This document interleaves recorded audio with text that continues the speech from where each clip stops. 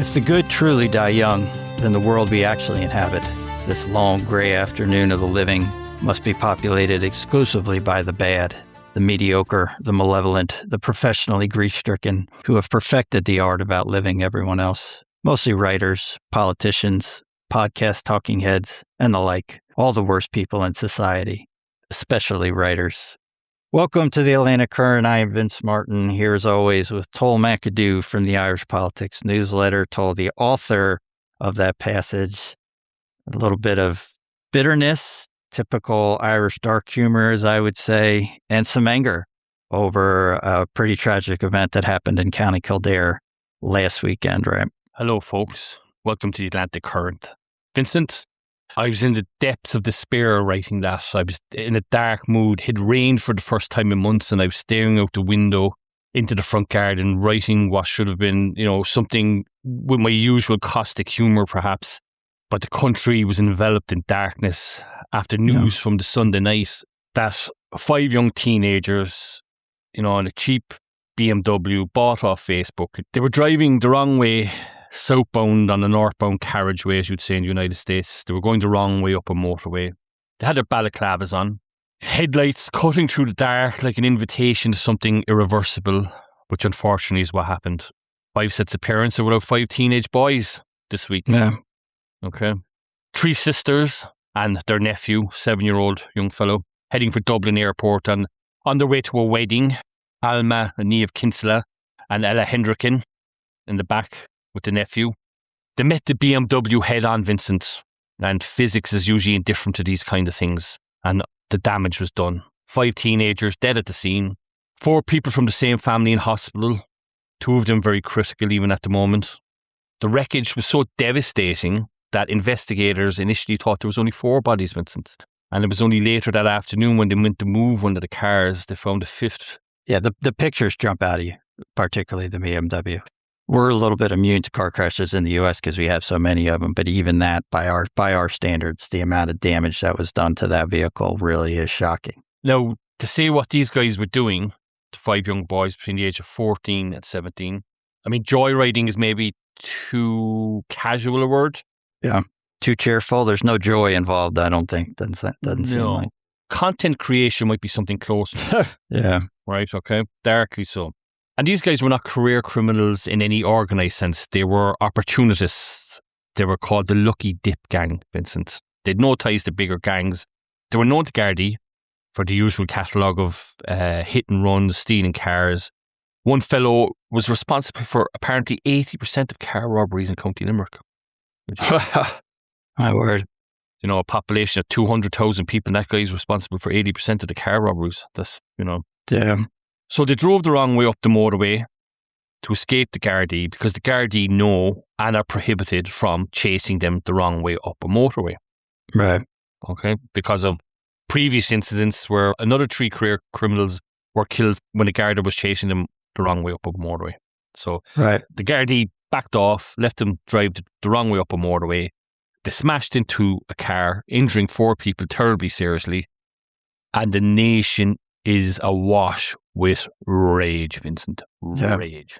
As I was looking into the piece a little bit, I recognized that rage quite a bit. I recognized some of it in your article, and then even more in some of the comments in the media, a lot of the posts on social media.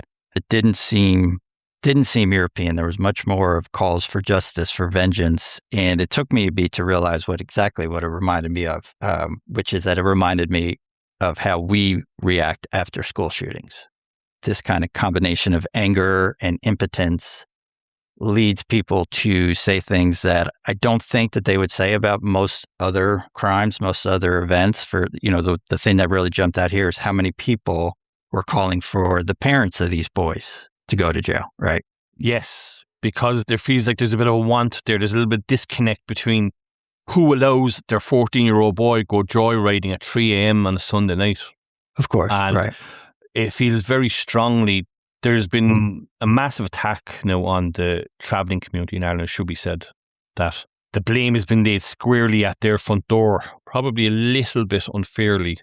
Are all the boys from that community? No, they're not. So Okay. but the whole travelling community was labelled with that tag. It's a case of The nation is outraged. They're looking for scapegoats. Maybe scapegoats is probably too easy a word. They're looking for people to blame. Who's to blame here? Are the authorities to blame? Are the parents to blame? Who's to blame here? People always want to blame somebody when a tragedy of this magnitude happens. That's what reminds me of our reaction to school shootings. We have that same instinct. We need someone to blame, but in both cases, it goes beyond blame, though, because what it is somebody needs to be able to fix this, right? We can't have this happening. We can't have this level of carnage created. The sense I got from it was just a real yearning to fix this. Like, there has to be a way that you can fix this. And the fact that there isn't a simple answer creates the anger. It creates people to just go, well, what if we tried this?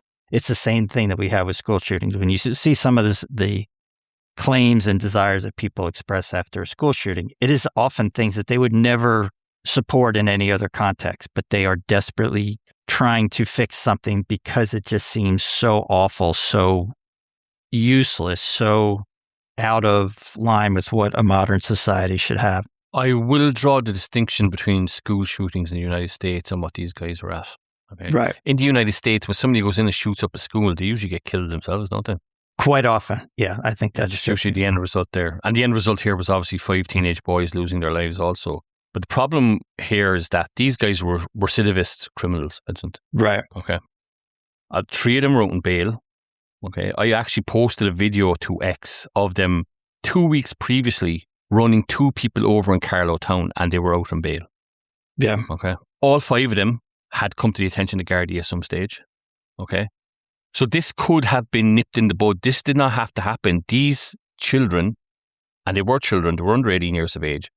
3 of them were under care of the state. They had been TUSLA or child protection people. They were in their care. And if not in their care, they were under their watch. They had been out on bail for previous crimes. Okay, so the feeling in the country was this could have been stopped because these kids were problematic in the first place, and they should have been under tighter control by, the state, by their parents, by people who care. Right. Our Central Statistics Office tells us in Ireland that 87% of burglary cases are reoffenders. Okay, 84% of thefts, they're reoffenders. Fraud cases, 80%. Anything got to do with drugs is about 70%, and similar for sexual violence. All these reoffenders, there's a very, very high recidivist rate, and they should be in prison. Right. Is the long and short of it. If these people keep committing crimes, they should be in jail. They should be in prison. They should be in a youth offenders institute because they're a drain on the state when they're left to their own devices. They've been assaulting people. One of the guys in the car had assaulted an 89-year-old lady a couple of months previously. Wow. Yeah. 2 other guys had been videoing themselves and putting up on TikTok and social media of kicking a young man on the floor. These were bad people. Did they deserve to die? No, they did not. The anger, the pain, the frustration everybody was feeling is that this did not have to happen because they should have been, they should have been locked up essentially. And that's what's going on here. That's where the anger is coming from. Yeah, and that's always the balance. In the early 1990s, under Bill Clinton, we passed a pretty sweeping crime bill, which increased prison sentences, was very aggressive. It was kind of seen as a win for a while, but after a couple of decades, people go, well, some of the stuff is too harsh. Now we have the wrong people in jail. There is kind of that pendulum thing. And then as a society started to move more towards social justice and fewer prison sentences and a focus on rehabilitation, then we've had some incidents of our own, which became national news. One was last year, I believe, but a woman was murdered out in Charlotte on public transportation. And there was a similar bit of what you're saying. The guy had been released just so many times and very clearly did not need to be on the streets, should not have been on the streets. And it was that same thing. So I do get that sense here as well that these boys shouldn't have been on that highway, shouldn't have been in that car. And if they're not, then the 4 innocent people in the other car are not dealing with, as you put it in your article, a lifetime of pain and struggle. Yes, Vincent. And as I said before, the problem here in Ireland is that, 70 to 80% of all crimes in Ireland are committed by reoffenders. Right. And the prison service will tell you, they release figures every week of how bad the overcrowding is. And the overcrowding is terrible. Yeah. So the political side of this as well also is that trying to build a prison in some politician's constituency Yeah. It's every politician in the country is going, oh yeah, we need more prisons. Well, do you want one built in your constituency? No, we can't have it in my constituency because of X, Y, Z, because of the snails or the butterflies or whoever. Like we have children living here. We can't have a prison where children play and children live. Yeah, it's ridiculous. And I have to say, I thought the political approach was a bit ham-fisted as well. The political response to what happened here was a bit ham-fisted. The politicians from all political parties in the government, Social Democrats, Fine Gael, Fianna Fáil, take your pick, they all read the room wrong. Okay? Because Jim O'Callaghan, the Minister for Justice, who owns this, the buck stops with him, as you say, in the United States. He said that, we're going to bring in new laws. And everybody took a step back and said, what? New laws? What do you mean new laws? Driving the wrong way up a motorway on purpose, is dangerous driving and a serious crime in every single one of the 195 countries in the world. Okay? Yeah. So what's a new law going to do? I know some politicians say it should be attempted murder or attempted manslaughter or whatever the case may be. But that's a ham-fisted response. People want to see more Gardaí on the street. Do you have a policing problem in the United States, policing shortage? I don't think it's national. No, not at the national level. We have had, in places like New York, the necessary level of policing has been a long running debate. It was increased significantly in the 1990s, which again is the same pendulum thing I'm talking about. Was that under Rudy Giuliani? Yes. So exactly. Yeah. So that was the 1990s under Giuliani, and they had a policy called stop and frisk, which people on the left saw as, potentially unconstitutional, and people who were pro-Giuliani, people who were in law enforcement at the time, thought was an effective way to reduce crime.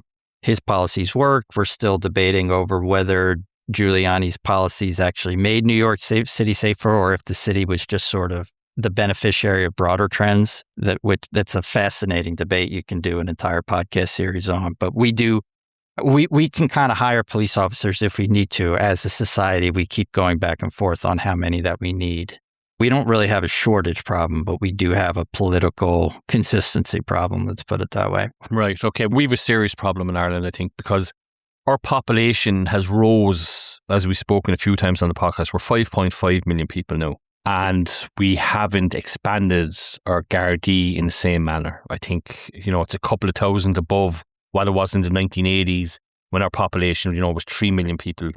So in Ireland, we have it's 291 Gardaí per 100,000 inhabitants, which sits below the European average, which is about 328, 350 per 100,000 people. So it's a significant number. And yourself driving around rural Ireland, I'm not sure how many Gardaí you run into, but you run into very few.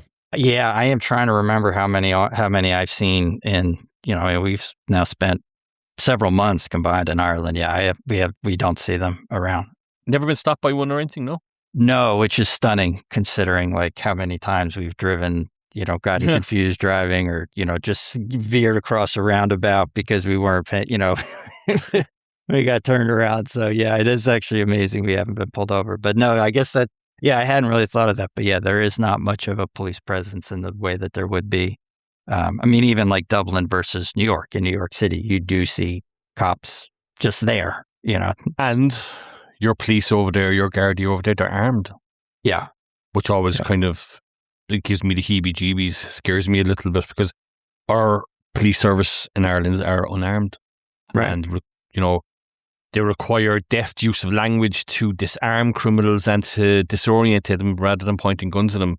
Which is, debate. That debate is happening over here as well also. So this is a case, Vincent, essentially about lack of enforcement of law and order.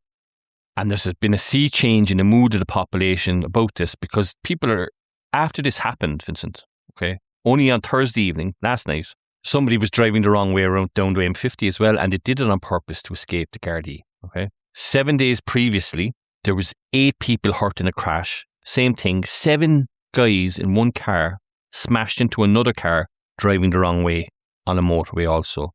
Jesus. So people are afraid now to drive late at night on motorways in case somebody's driving the wrong way down, a carriageway, a freeway, what you call it in the United States. The fear is amongst people there, and until people are locked up and new prisons are built, it's not going away anytime soon. This is an incident that you think could change broader policy in the country. I think it might do. And I'm going back to the murder of Veronica Guerin. She was a journalist in the 90s who was murdered by a criminal gang who she was investigating. And that drove a sea change in how we dealt with criminal gangs and, the very bad people. It's the very worst of people in society. The Criminal Assets Bureau were brought in, similar to how you took out Al Capone in the 20s. Something we brought in similar legislation here in Ireland to deal with the gangland criminals. Right. And I feel here at the moment is that this is going to bring a sea change as well, as people are sick of it. Zero tolerance is what they want, Vincent. Right. Unfortunately, the opposition in Ireland's parliament are probably the most ineffectual and worst opposition of all time. Okay? The main party of opposition, Sinn Féin, have a long history of criminality, so they can't be taken seriously when they're shoved across the Dáil to do something about criminality, okay? Of course, none of their members at the moment are involved in any criminality, but they have a long history of being deeply involved in criminality. So that's where we are at the moment. I mean, you said that this has happened before and then again after, in some cases, including this tragedy, including this crash that killed the 5 boys. It seems like they were doing it to avoid the Gardaí. But is driving kind of like the wrong way on roads in Ireland for the laughs, for the content creation? I mean, is that really a thing, or is that a little bit more of an urban legend? It's not an urban legend, Vincent. No. Okay. You did some research for this, I believe, and you Googled TikTok wrong way driving videos. Yeah, well, I mean, it came up. That was not great that the second result on the search was, a wrong way driving challenge. Now, if you want to defend the platform and, as you always point out, defend the Chinese army in the process, like I didn't actually see videos of people joyriding the wrong way down one of our interstates and filming it, but it's maybe not a great title to have on a social media platform that targets teenagers for sure. So I don't know if that's a real thing here or not. Let me ask you, do you have a joyriding problem in the United States, Steve? The problem, I don't know any of that stuff. Like, oh, what are teenagers doing? I don't know. I mean, I know what they were doing in 1990. Well, yeah, I was going to say I knew what they were doing in 1995, but I wasn't one of them anyways. Yes, in Ireland, unfortunately, it was a thing. People were videoing themselves, posting to TikTok, driving the wrong way down a motorway. There was numerous videos of them breaking into cars, videos of them robbing people, robbing houses. TikTok were quick to take them down once the focus became on that. There's an awful lot of these videos on the TikTok platform, and from the five guys that were killed, they all had content, criminal content on TikTok. TikTok were quick to take them down. Right. And of course, TikTok were called by the government to come into a committee meeting. And you know how those committee meetings are sometimes show trials? Of course. And TikTok said, well, we're not having any of that because there's a criminal investigation underway. No other platforms were brought in. And in fairness, their videos are all over Facebook. Their videos are all over X. But TikTok, the Chinese army website got to blame for most of it. And, I like to blame social media for everything. But social media is not the cause of these guys committing crimes, Vincent. Right. Okay. Politicians, it's easy to point the finger at social media. It's not. These guys were habitual criminals that weren't dealt with by the law, weren't dealt with justice. They were allowed a free reign on their reign of terror around the Midlands, all the way up the M7, M9, and the authorities didn't ask. The buck stops with the Minister for Justice and his powers. It's not social media's fault. Social media is a tangent. It's a handy tangent. They were creating content for TikTok, for social media. There is no doubt about that. But ultimately, they were recidivist criminals and they needed to be dealt with and weren't. Yeah, understood. Now, Vincent, away from the darkness of Tull's soul and the nation's, the black cloud that hangs over the nation, and it's not just silly season in Ireland, but silly season took a very dark turn here in recent weeks. How's silly season going in the United States? It's pretty silly and pretty light. I admit it's kind of a strange transition, but yeah, we've had some goofy stories because I think the last time we did this, you joked that you were running Ireland because there was nothing going on. The person running the United States has recently threatened to bomb an ally in the Middle East and is negotiating over tariffs with Canada.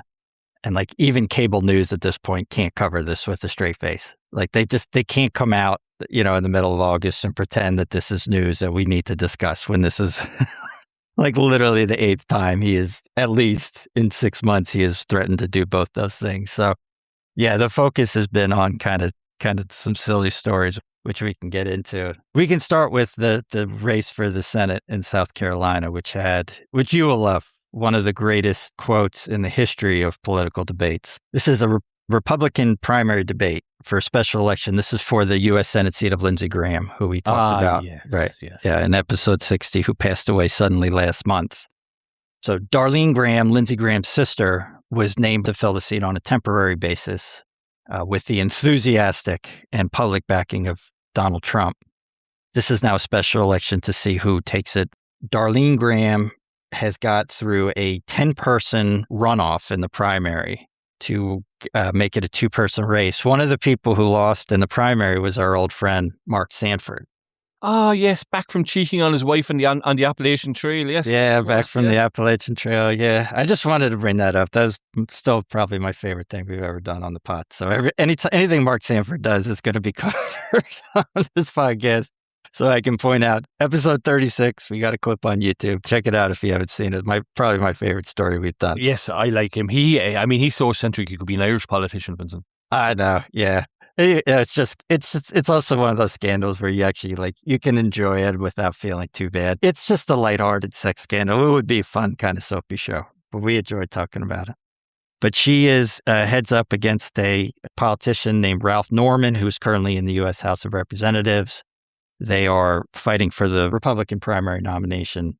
This is South Carolina, so the winner of the primary is going to win the general election. And that is because the Democrats are absolutely useless when it comes to South Carolina.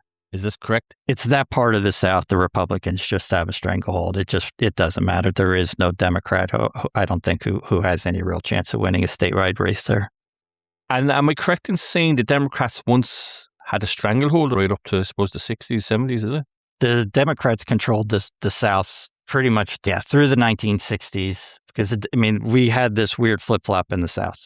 The Democrats in the 1960s were opposing the civil rights legislation in many cases. And then the Republican Party very explicitly had what we call the Southern strategy, which is they basically said all these people who are Democrats in the South, they're actually conservatives. We can actually win them over. And that started with Nixon. His second election was a massive landslide where he finally first won the South. And that has kind of been cemented to this day. So it is kind of a weird thing that the control of the South has switched between the two parties, but their sort of political role, if that makes sense, actually isn't that different. It's not like the South went from being liberal to conservative. They were conservative the whole time in various ways, and obviously very influenced by religion and the Protestant religion in particular. It's just sort of the parties have changed, I guess is the way you would say it, not so much the region. Yeah, they've inverted almost. Right. Now, are these intellectual heavyweights we're talking here, this Ralph Norman fella and Darlene Graham? Well, Norman, I think, is an interesting guy. He is a staunch conservative. He is MAGA all the way.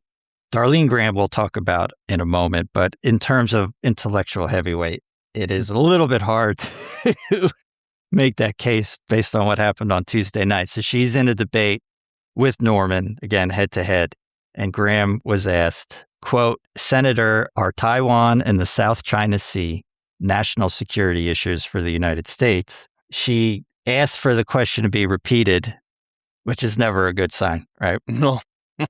Yeah. That's the trick you learn like in a spelling bee when you're 9, right? You don't know how to spell the word. You say, hey, can you give me a definition while you're trying to race through your head trying to remember it? Well, Vincent, that's what I tell politicians to do. If you don't understand the question, ask it again, and that gives you time to grind your gears and so you can spit out something plausible. Yeah, well, I think that is what she was trying to do. She did not spit out much that was plausible, though. Her answer is, I'm just going to be honest here. I'm not on national security and then she pauses. I'm not that informed on national security, which is just not good at all for a United States senator. This is not the state Senate. This is the United States Senate. She goes, but I do support the military. My brother was in the Air Force, et cetera, et cetera. My dad was in the Army. I'm not a polished politician up here. National security is not my thing, not my area of expertise, but I do support the military. Okay, well, I mean, look, that's a fair enough answer. I mean, I know a lot about dogs because I have a couple of dogs as well. Well, I think the issue is not so much that she supports the military. To say, I want to be a United States Senator and go, oh, I'm not that informed on national security. So let me ask you something here, right? So are United States Senator held to a higher bar than other politicians? Oh, absolutely. They're held to a higher standard, yes? Intrinsically, yeah. I mean, even relative to the House of Representatives, the stereotype that goes back literally to our founding, the House of Representatives is supposed to be more raucous, it's more populist, it's maybe more low to middle brow. The United States Senate is supposed to be august. They are supposed to be carriers of the torch of Rome and ancient Greece.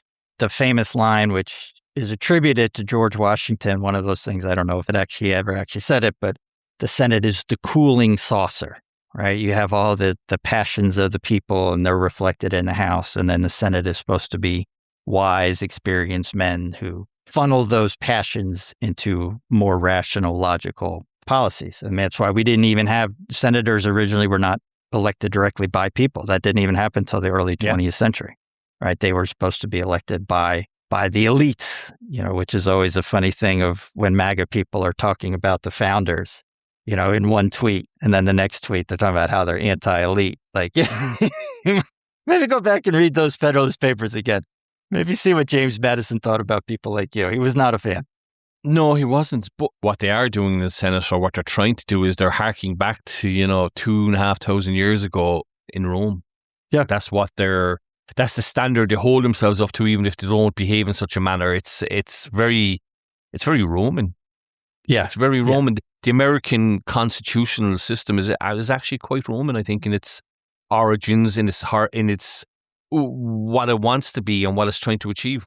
Yeah, and the founders, there are several founders who made that point themselves, who held out Rome in particular as a model for what they were trying to do. So, yeah, I mean, I do think for most races in the United States, if Darlene Grant comes out and she goes, oh, well, I'm not big on national security, I'm not informed on it, it might be a small story in the state. But yeah, for the United States Senate, and particularly given she's running to replace her brother, whose entire political career, as we discussed, was based on foreign policy. It was, yes. Saber rattling around the world. But working, he was big on Ukraine. He had a heart attack after he flew back from Ukraine, where he was trying to push together a deal. He is all about foreign policy. There's a little bit of irony there. But I think just the simple expression of ignorance, I think, took people by surprise, particularly over an issue that is one of the biggest issues in our foreign policy. Even it's not in the news every day. But, what do you think about China and Taiwan is, it's a top 3, top 5 question for someone who's supposed to be in the United States Senate. And to just go, oh, I'm not that informed. It's one of those things where, what's the old joke? A gaffe is when a politician accidentally says the truth, right? I mean, yeah.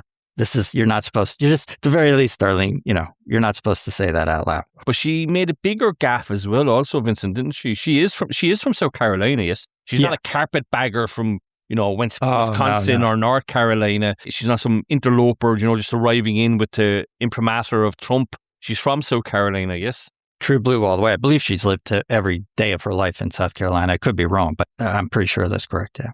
So she mixed up the population of North Carolina with, with the state of California or something, did she?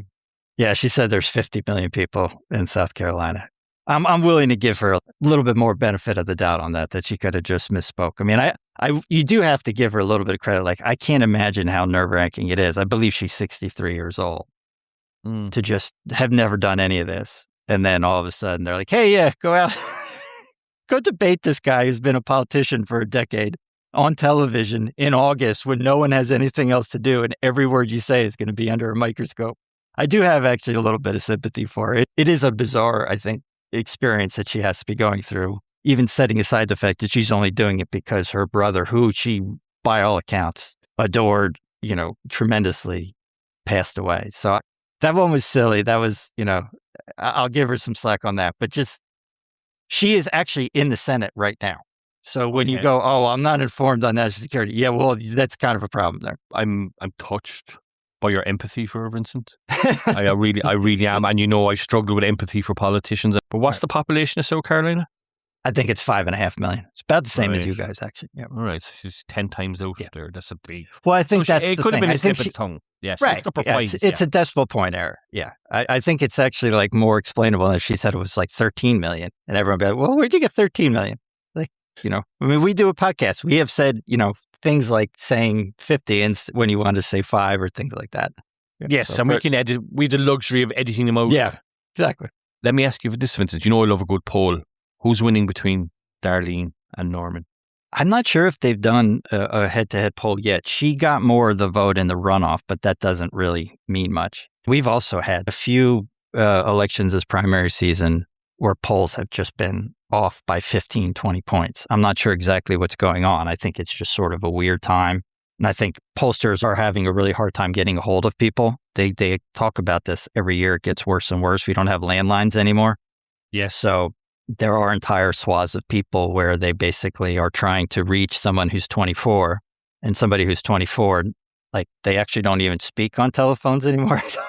Right? No. Just text them WhatsApp or whatever. So I wouldn't put a ton of stock in the polls. It is, I think, going to be close, and it is a big test for Trump because Trump has come out pretty strong for Darlene Graham, but Norman, I think, is the better politician. For the time being, the more informed politician. So what's Norman's background? Who is he? He was a very rich real estate developer who got into politics middle of last decade. I forget. He's been around 10, 12 years. He actually ran for governor earlier this year and did not do particularly well, which I think does tell you a little bit about his odds of beating Graham. He's not exactly a candidate that the primary voting population is fired up about. If he was, he would be getting ready to win the general election for governor instead of senator. So, but Trump is very much in favor of Graham, and there has been a little bit of reporting of people in South Carolina going, yeah, he's on this one, he's got it wrong. It's a little data point in pattern we're starting to see, which is that the end of Trump is starting to arrive, and people are publicly saying things that they would not have said a year ago, where he's moving into lame duck, and he has about 3 months until these midterms are over, and the political class is going to go, okay, it's time to talk about 2028 now. Yes, and his last 3, the pillow guy lost in Wisconsin, didn't he? And Minnesota, Mike Lindell, and anybody he's been backing lately seems to be losing. He's had a couple losses, yeah. We talked about them last episode, that he had one in Tennessee as well. His halo is kind of dimming a little bit, and his approval ratings are at his all-time low in either term. But this is also just kind of what happens if you're a 2-term president. The last 2 years of your second term, people are sick of you. People were sick of Obama. I think, who got 1/20th daily coverage, and that does Donald Trump. So I think, people are just done and they want to move on. They want to look forward. So yeah, he is his ability to have this iron grip on the party that he's had for, pretty much a decade. It's starting to crack. And I think this is actually in its own ways, it will be a really interesting test of that. Now, it should be pointed out, we're picking on Graham a little bit. I said I had some sympathy for the situation she's in. Let's also point out she spent her entire life working with people with disabilities, working with getting jobs for people with disabilities. She does actually, by all accounts, seem to be just a really good human being. You can insert your own joke here about she's almost certainly the best human being that Donald Trump has ever endorsed.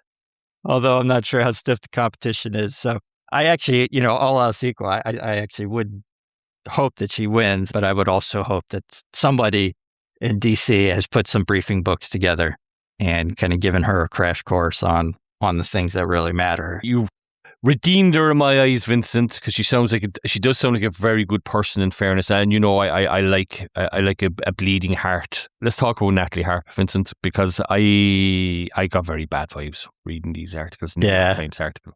Yeah, this is a crazy story. Natalie Harp is an advisor of some kind to the president, has all sorts of various roles. Yeah, there have been letters released that she has written to the president.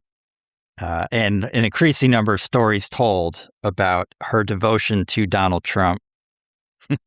There's loyalty, and then there's dangerous levels of loyalty, and then she's 6 levels beyond that. Slavish devotion gets thrown around, but even that doesn't quite do it. It goes beyond sycophantic, Vincent. Oh, God, yeah. One of her letters, she said, You are all that matters to me. I don't ever want to let you down. Thank you for being my guardian and protector in this life. I think you said that to me in a letter another time, Vincent. This is similar. But I mean, they're wild. She's sleeping in closets because there wasn't hotel rooms for her, and she chasing him across a golf course in Scotland. I mean, to be perfectly honest, I wouldn't walk across a golf course in Scotland, but she's chasing him in a golf cart. Yeah. There's a story that she rode in the trunk of an SUV because they were out of seats, and she could not physically bear the thought of Trump going on without her. Yeah, it is a goofy story. And the reason her role has kind of popped out is because a Democratic senator from Georgia named Jon Ossoff, who at the very least is thinking about running for president in 2028, he gave a speech and he was criticizing Trump, and he made an offhand comment that Donald Trump doesn't want to do the hard work of running the presidency. He just wants to travel with Natalie. And this ignited a firestorm of outrage, basically. We talked about that last episode, right? Just this outrage machine. The right got all upset that, that Ossoff was implying that Donald Trump is having an affair with this 34-year-old cancer survivor. Then the left went nuts because they were like, who the are you to support Donald Trump and say anything about sexism? Like, I don't care what the guy said. Shut up. And again, there was nothing else going on. So it wound up being a story where I think had Ossoff made that comment at an event in March, I think there are a lot of scenarios in which it never even sees the light of day. No one even notices. But I mean, the deadest political environment in the history of Donald Trump's political career, I think, in office or out of office, I don't think it's ever been this quiet since Trump has been on the scene. There's just nothing going on. So it became this huge, crazy summertime story that's just basically making everybody infuriated over 3 words. It's silly season, as you put it. I'm thinking something that comes to mind here, and Glenn Close and Fatal Attraction is well, she said, I also am sorry if I was an embarrassment walking the course in Scotland. Harp wrote in the letter, right? Yeah. I want things to always be right between us. I also know I've been distracted all week, forgetting to eat throughout the days and forgetting to sleep and only catching a couple of hours at a time. With all my heart, Natalie. I mean, good grief. Yeah. There's something bothering me here about this, apart from the whole Glenn Close, boiling rabbits, sleeping in closets. She apparently, this has been reported in the New York Times and all the respectable people, that she refused to be security screened by the Secret Service. They didn't do normal security background checks on her and this kind of thing. And she does appear to be a security threat. You wouldn't be kind of letting her near the cutlery if he's in the same room with her. You do worry about what she might get up to in her spare time, with, I guess, the obvious caveat that she has no spare time. So you feel like, oh, she could be a spy. Well, I'm not sure when she's supposed to meet anybody else. She's, by all accounts, is in the White House or in a presidential motorcade, literally 24/7. But yeah, it is. There are some concerns about her, and it's also really telling, I think, of, this as well as I do. Politicians like power, they like flattery, they like they like being reminded of their importance from time to time, even by that standard. The relationship from Trump's perspective looks a little weird. Like, you're 80 years old, you want a 34-year-old woman around telling you stuff like this. I actually don't think Ossoff was implying they were having an affair. If you listen to the full quote, and I'm skeptical they are having an affair. The relationship is still weird. I don't care. It's weird. She wanted to be so close to him at one stage, there was no room in the car. And she rode in the trunk of an SUV just to be near him, Yeah. I got into the trunk of a car once after 20 beers, Vincent. Because there was no room in the back seat. Yeah. And that was a pretty uncomfortable ride. And I was drunk. I can't imagine. But I mean, she's getting into the back. Like, what's going on here? Like, can you imagine if you're on a security detail for Trump and you're opening the trunk and a woman is fixing her dress getting out of the trunk of the car? Come on. I mean, that is mad stuff. That is mad. It's another one of those stories that I keep making that boiling frog metaphor. It's kind of funny. And then you look back like, yeah, there's somebody in his inner circle who, by all accounts, also kind of controlling his information flow. I mean, she actually legitimately affects his knowledge of what's going on in the world. It's not great. Yeah, it's definitely, it's a silly story, but there is some underlying cause for for concern here. Yeah. You've seen the pictures of her online, I presume, in the White House, staring at Trump, into the abyss. It was very Kathy Bates, like, wasn't it? It was very unhinged. I mean, if Trump goes missing, he's probably in our basement somewhere, and she's broken his 2 legs with a hurley, and they can't find him. Look, my thing there, Vincent, was that if I saw somebody like that around a politician I was working for, I'd have her disappeared. I'd have her disappeared and put 1,000,000 miles away from me. She's a security threat. How strong is her hold on him that the head of the Secret Service is looking at this and is saying, oh yeah, everything's grand here, everything's okay. She's not a threat.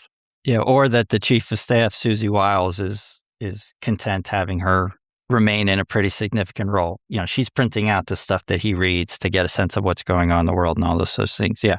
There are always these kind of reports about, you know, Trump having people in his circle that other people don't want around.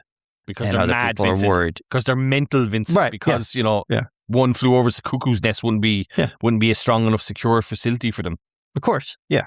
And he will listen to those people. I'm sure there's some frustration in the White House that this is a story at all. Deep down, they all know that there are actually reasons why people are paying attention to it. And they all know it's weird. And I'm sure they all wish that there was a way to do something about it. But most likely they can't. Vincent, I want to see the videos. Will the New York Times publish the videos? They said they've seen them. It's the New York Times. It's the paper of record in the States. The videos apparently show her sprinting across distances on a golf club, right? I can assure you, right, if you saw a woman chasing a guy across a golf club in Ireland, okay, that lady would be removed quite quickly by that. Okay. Never mind the Secret Service. The greenskeeper will be chasing her across the green with golf clubs to take her out to make sure she doesn't interfere with anybody's golf. Yeah, so that's true. I'm looking to see those videos. I can't wait to see them.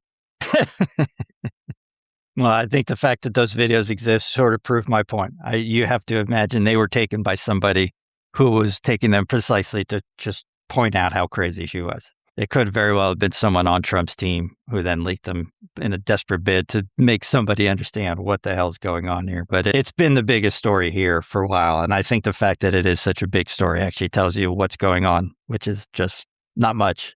Apart from the war in Iran. There's no news, though. I mean, what are you going to do? You know, Trump's threatened to bomb Oman. He's just running the same playbook every week. And the strait's open, it's closed, maybe it's open, oil's up, oil's down. You can't even really discuss it with much of a straight face. What's the point? Oh, what do you think Donald Trump's doing this week? What do you think his strategy is? Come on, what the do you mean? What do you think his strategy is? He's stuck and he's just going to yell until something changes. Right. It's funny you mentioned oil there because there was a report out during the week in the United States oil reserves have fallen to their lowest level since 1982, Vincent. And apparently nobody in the United States is worried about this. They're all talking about Glenn Close stalking Trump around his golf courses. Right. If Biden had did this, their oil reserves have fallen to the lowest level since 1982.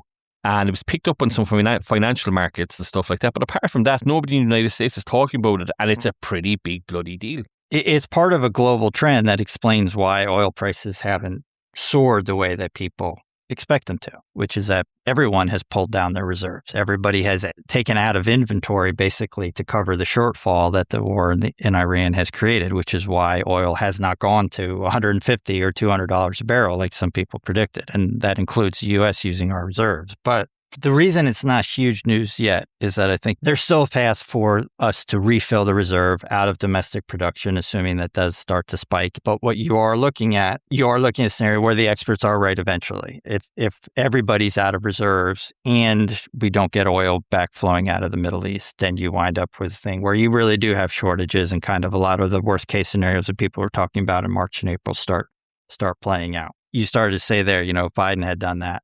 Biden did do that in a bid to reduce inflation. And he was criticized, I think in some cases quite correctly, pretty heavily by the right for doing it. And it really is just the perfect hypocrisy of the two-party system we have now. The right was screaming at Biden how irresponsible it was to do that just over prices. And now is pretty happy to let the reserve go down in a bid to keep gas prices down themselves. Vincent, silly season has another 4 to 5 weeks to go, and all manner of brilliant, funny, terrible, ludicrous things can happen up to then. Okay? So we're not done yet. I'm Tull from the Irish Politics Newsletter. And I'm Vince Martin from Wall Street, Maine. Thank you. Bye-bye. Bye now.